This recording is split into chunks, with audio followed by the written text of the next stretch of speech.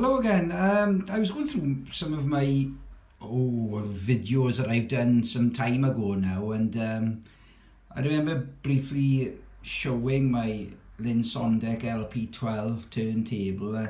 So I thought I'd just do another video, which will be a little bit longer.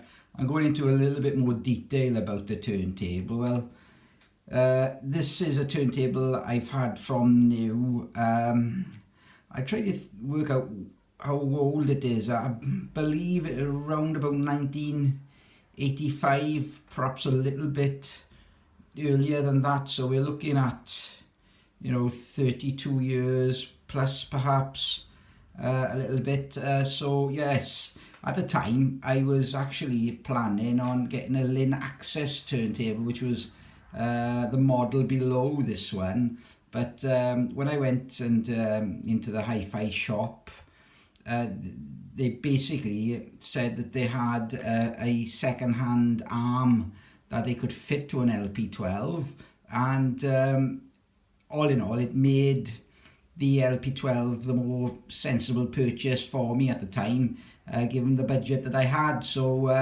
I bought the Linn Sondek LP12, and it came with a used Linn Basic Plus tone arm, and I remember it had it came with a moving magnet cartridge by Audio Technica, and I was very happy with it for a very long time. And in more recent years I've done a few upgrades to the turntable. I've had a few changes made to it. So I thought I'd go into some detail as to what I've had done. So I'll just lift the lid. I normally play it with the lid completely removed from the turntable. So let's have a little bit more of a closer look. Now, the three main things I've had done, I've had the basic Linn Basic Plus tone arm, which I mentioned. I've had that replaced. I've also had the Linn sub-chassis that came with this turntable. I've had that replaced, and also the Valhalla power supply, which powers the turntable, that has also been replaced. And probably tell there's a new mat on there. So the original like felt mat that came with the turntable, I've had that replaced as well. The arm, which I'll just show you here, and the arm I'm using is a modified Rega arm. The modifications I've had done to it have been quite a lot, actually. Basically what I've had done is the cabling that came with the tone arm, that was completely removed. The cabling that's going through the tone arm now is of a much better quality, including far better cartridge tags at the end of the cables to connect to the cartridge, and also through the tone arm as well. As the cables go through the tone arm, they go through the turntable and come out and connect to my phono stage, and those cables have been completely replaced, including the terminals to those cables as well, with superior quality products. So that's what I've had done. Now, the work was done by Audio Origami, and I've been delighted with the performance of this tone arm. I certainly feel that it can now accommodate better quality cartridges, in terms of it can actually be able to quite happily live with having a very good cartridge on there. I've had a Nagaoka MP50 on this tone arm in the past, so they are not cheap. So looking at the back of the tone arm there, as well. I'm sure that would be of interest to some people. It's basically the actual counterweight, the regular counterweight, and the stub. I've removed that, and in place what I use is a Mitchell Techno weight. Now that is made by Mitchell Engineering, and Mitchell Engineering are well known for making the gyro deck, the Mitchell Synchro, and the Orb. And I've heard those turntables, and very, very impressed. And indeed, this is a superbly engineered counterweight and stub, and I really, really like it. It really is well made, well thought out. It allows for very fine tuning of the actual downforce. It's got a little dial at the back there, and a little grub screw, which you can see on the top there. And it's I'm really pleased with it, and I'm glad that I've had that on this tone arm. It was soon after I had the tone arm fitted to the turntable, I invested in that, and great. And one other thing I should mention too about the tone arm, again, this was all done by Audio Origami, is that the actual tone arm itself, the inside of the tone arm has been filled with foam. So that's another feature of this tone arm. Moving on then, I've also had, I don't know whether you can see it there, but it's between the top plate and the arm board there. I'll try and zoom in. That there is the sub chassis. I can see it there. That is the actual sub chassis, which I've had fitted. Now, the original sub chassis that came with the turntable, over a considerable amount of years, it became slightly warped, and I decided to have the turntable kind of set up again, so it was completely rebuilt, and I established then that there was a warp in the actual sub chassis, but I'd already done quite a bit of research on sub chassis and trying to understand the importance of what it adds to a turntable.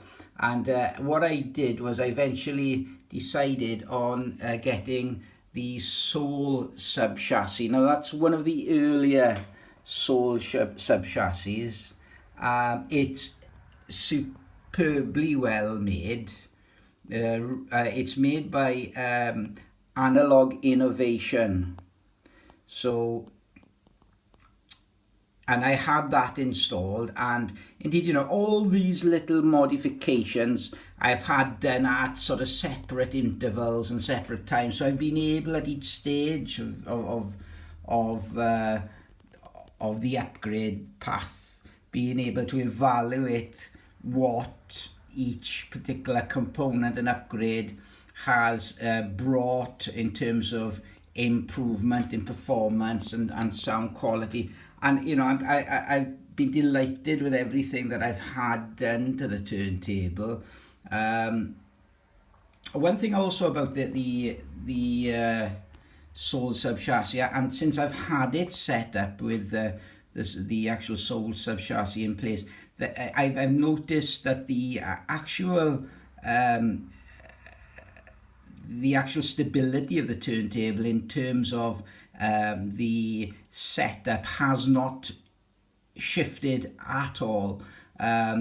It's basically, I've had that installed now quite a few years, so I've got different sort of things that I use then to actually just test the turntable, and just, the best way, and is obviously, to me anyway, is by ear, but I do have like some test records, and also, you know, spirit levels, sort of specific type of spirit levels, just to be sure that the levels are right, and I just check the bounce of the turntable, and you know, it does seem to be incredibly stable, and you know, it's not something that requires any regular attention at all, this turntable. So that has also been of benefit from that perspective as well. The power supply that came with this turntable when I bought it was the Valhalla power supply, and more recently I've had that replaced, and I now have an off-board power supply. So the Valhalla was originally fitted and inside the turntable, and was actual part of the turntable itself. Now that's been completely removed, and what I now use is a Heed Orbit 1 power supply, which I have beneath the turntable there. That's the Heed Orbit 1. Now, basically what it means is that switch there now is completely redundant on my turntable, because the Heed Orbit 1 has the power switch, and it is capable of 33 1/3 and 45 RPM, whereas my Valhalla was only capable of 33 1/3. And again, you know, I did some videos regarding that on my channel when I was having that done, and indeed, I mean, it has again elevated the performance of the turntable, albeit I had the Valhalla in the system for many years, you know, and indeed, you know, there was a number of choices I could have had done, but I'm delighted that I went for the Heed Orbit 1. One other thing to mention is the actual the Platter Mat, which is here as well. Now, at the original mat that came with this turntable was a felt mat, and yeah, I wanted to try something different. So Analog Innovation, who actually where I actually had this from, or they also did the sold Subcaste. I also bought this actual Platter Mat off them, and you know what? I really think that it's added some of the obvious things. Is certainly a massive reduction in static, because the felt mat, I felt sometimes, you know, you'd lift the record off the platter, and the actual felt mat would come with it on some records, and then you'd feel as if they would be attracting a lot of dust. Well, this actual Platter Mat here, it certainly helps to keep my records in far better condition, and with that I believe what I think is also a reduction in static as well, so it's not attracting the dust to the records when I'm taking the record away from the actual platter.